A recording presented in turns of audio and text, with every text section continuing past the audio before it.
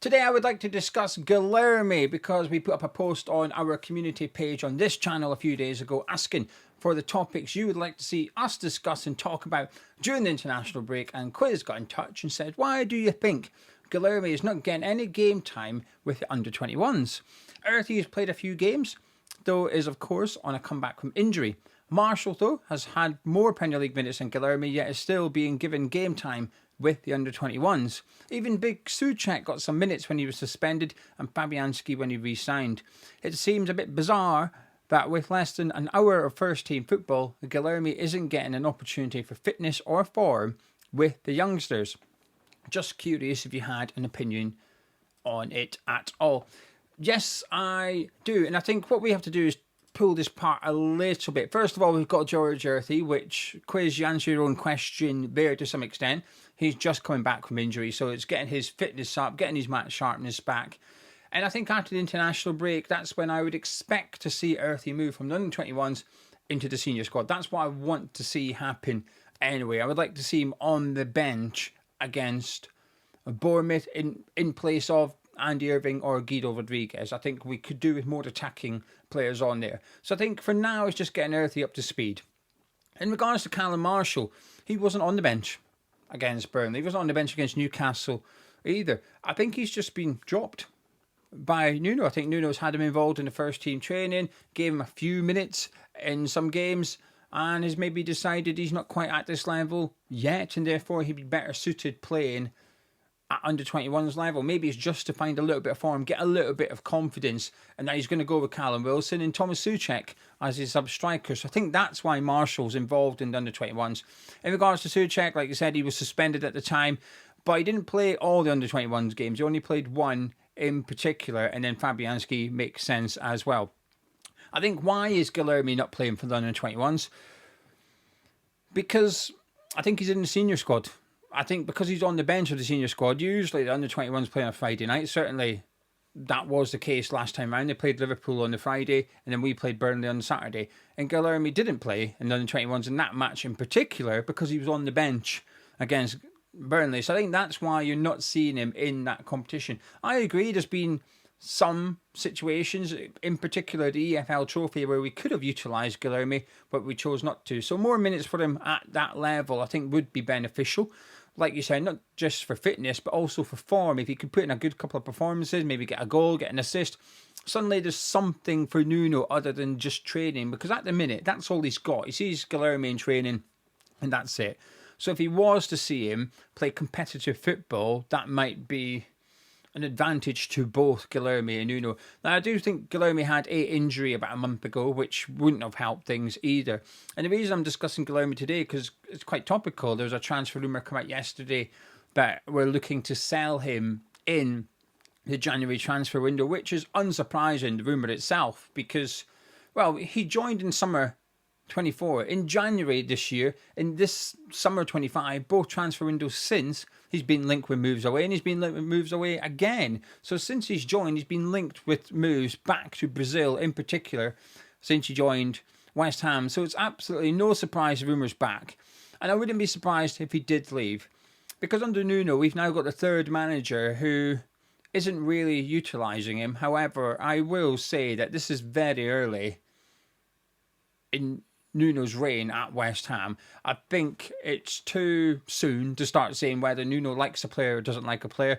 I think there's maybe one or two players I would suggest that I'd be surprised if they turned it around. James Ward-Prowse in particular, I'd be surprised if he started featuring in a West Ham shirt again whilst Nuno is here.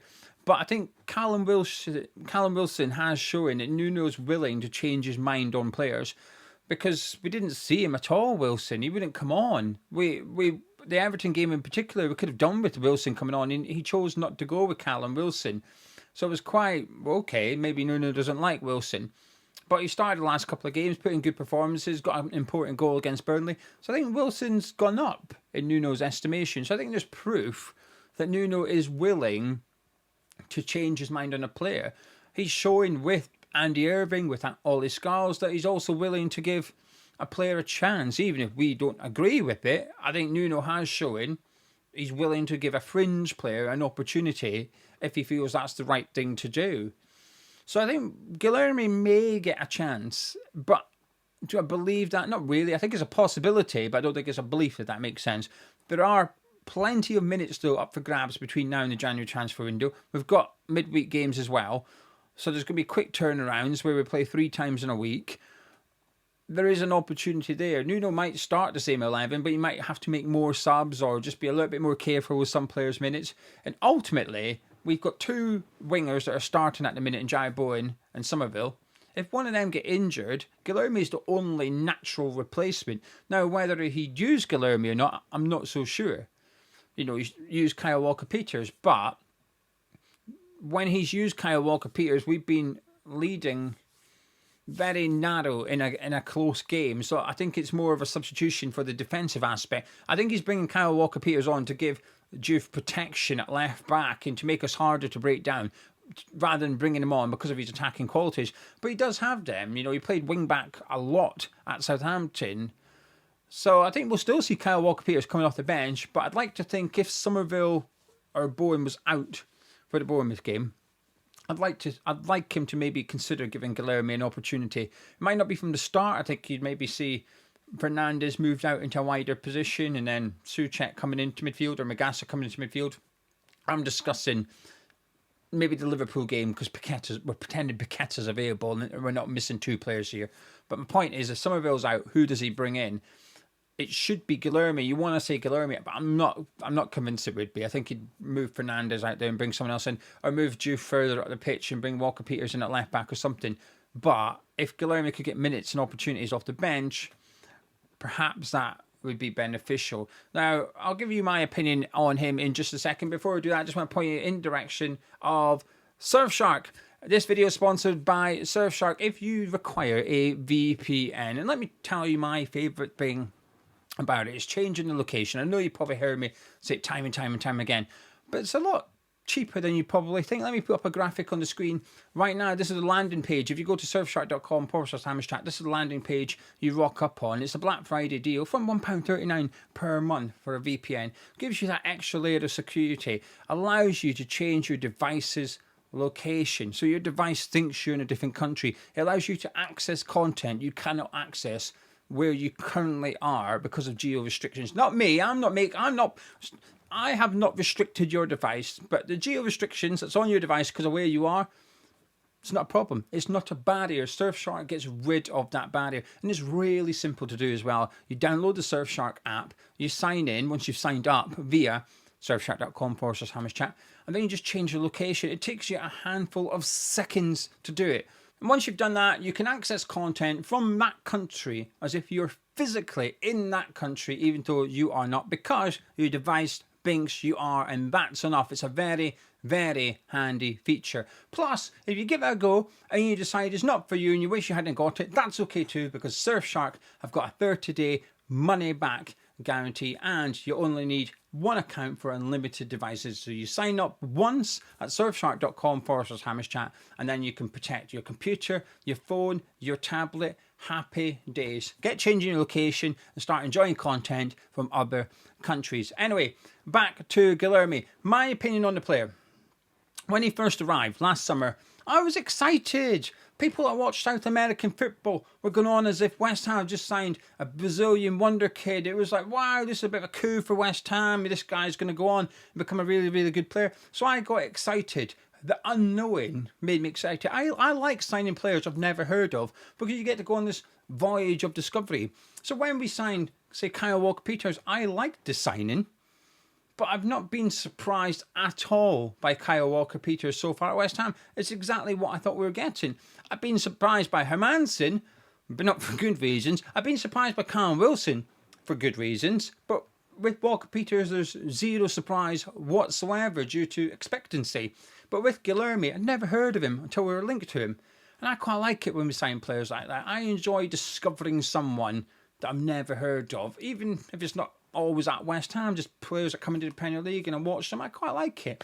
So anyway, Steidem was here and I had my hopes up that he was going to change the way that the club do things in the transfer market and change the way that we bring in players with potential and they we watch them develop into better players. Sometimes we'll sell them for a hefty profit. Other times we'll keep them at West Ham. I was excited. I was naive but hopeful.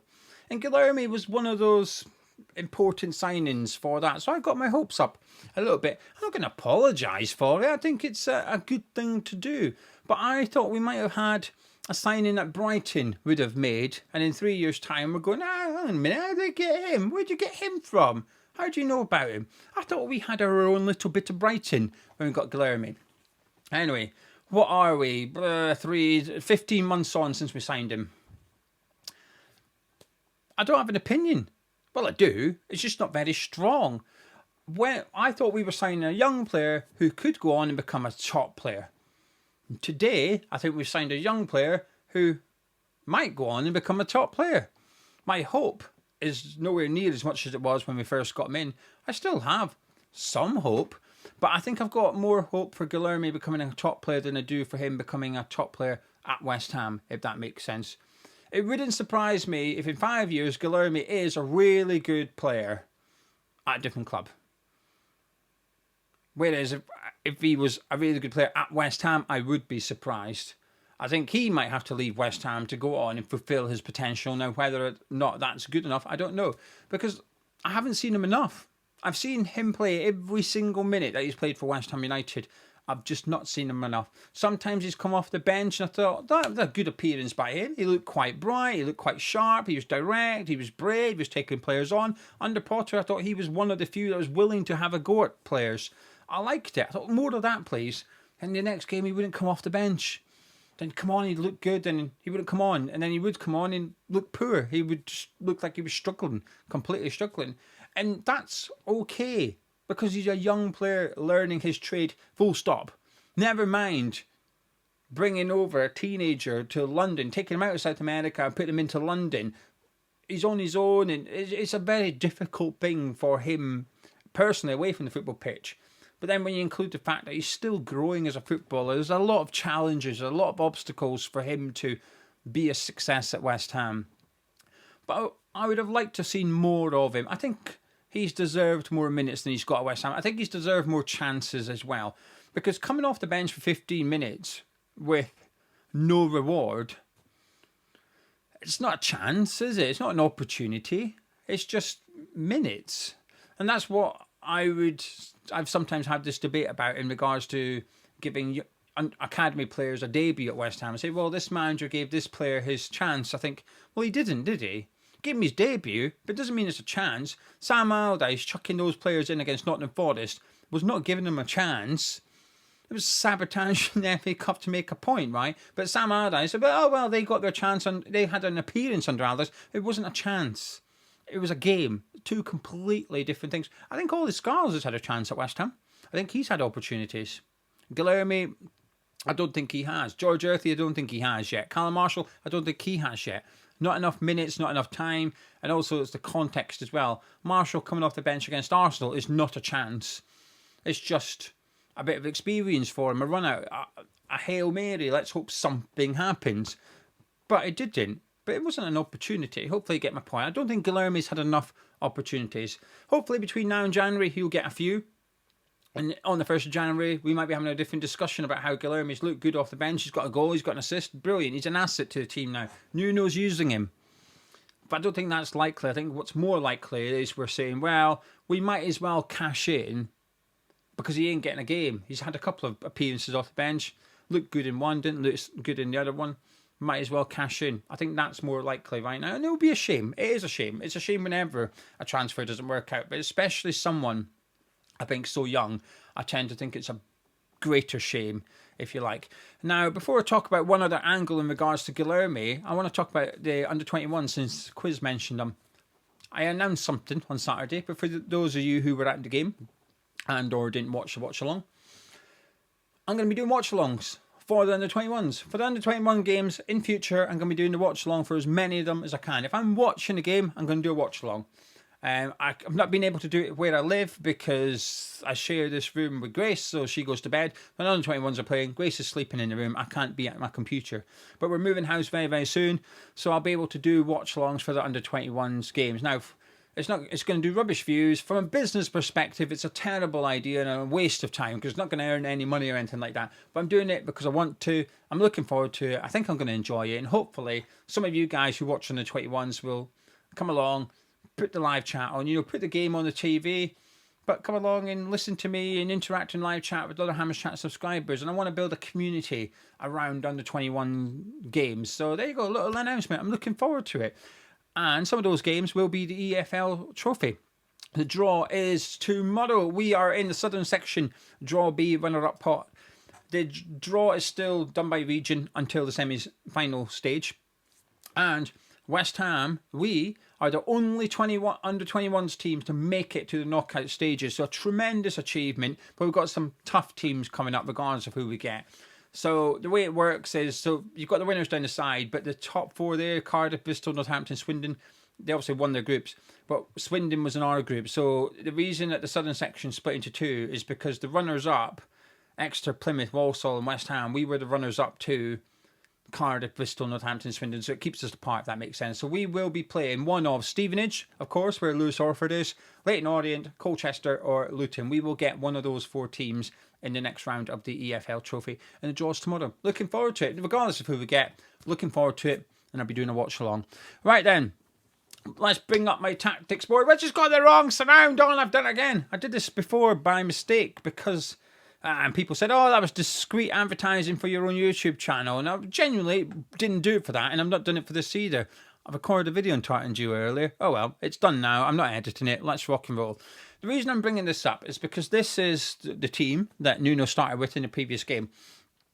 And obviously with the January transfer window just around the corner, and obviously the focus will be on who we bring in or what we're bringing in, because I think we need 3 players myself. I mean, I would like more, but I think keeping it realistic, I think 3 is ambitious itself, but I do think we need 3 players.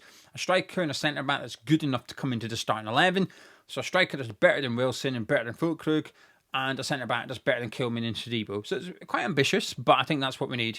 I also think we need a winger. I think we need a wide player. Now, Guilherme should be that wide player because we've got no cover for Summerville and Bowen as it stands due to Nuno not playing Guilherme. That might change, but at present, I feel confident it will, so I think we do need a winger. So anyway, that's the incomings. In terms of the outgoings, though, which is half the battle if you want to do business, and you can go through it pretty quickly. There's some rumours regarding Hermansen. Marshall may be on loan, but won't be getting sold. Souček won't get sold. Fulkrug might go out, but again on loan. Walker Peters is staying. Scarles will be staying. Fearing will be staying. Irving might go, but it'll be for a handful of million. But I think he'll stay because Nuno, I think, likes him. We've got Guilherme, who we're talking about. We've got Igor, Golombekis, Myers. These are just players that Nuno's had in the team. Fabianski, Mavpano, Certi, they won't be going anywhere. And then we've got Rodriguez, Kante. He might, but it'll be a free transfer. Ward-Prowse, again, we'll just ignore it. And Magassa. So if these 3 are the only 3 that's potentially going to leave, and I don't really believe these transfer rumours, we'll do a bit of a transfer rumour show soon. So I'm going to pop him back on the bench. That leaves these 2. Fulkrug and Guilherme is the 2 that might leave. His will be a loan move. We're not going to get money for him.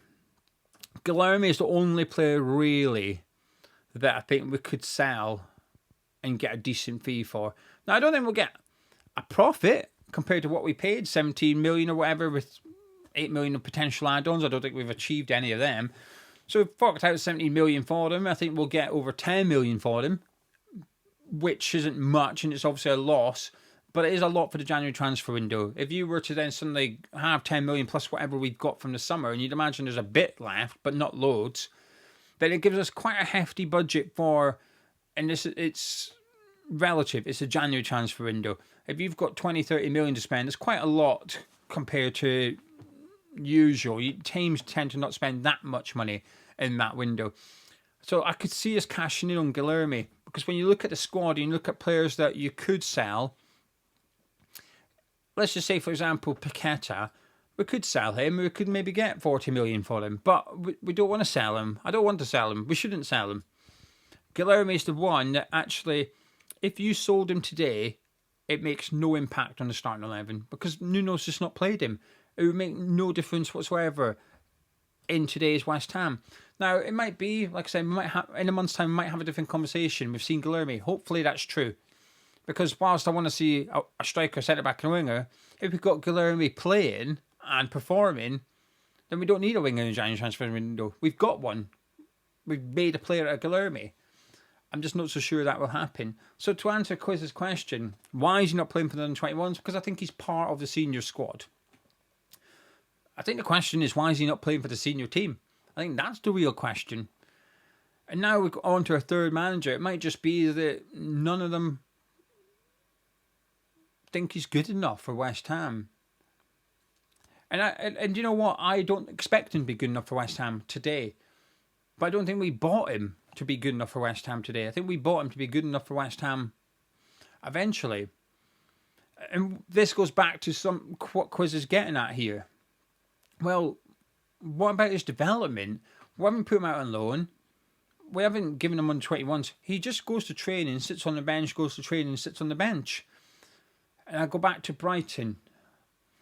When Brighton sign a player, they've got to plan. And this is what I've always said about West Ham. When Steidon come in, I said, okay, brilliant. We're going to change the way we've got about transfers. But we've got to change the way we develop players as well. Because we don't bring in players that are 18, 19, and turn them into first team players. We don't do that at West Ham.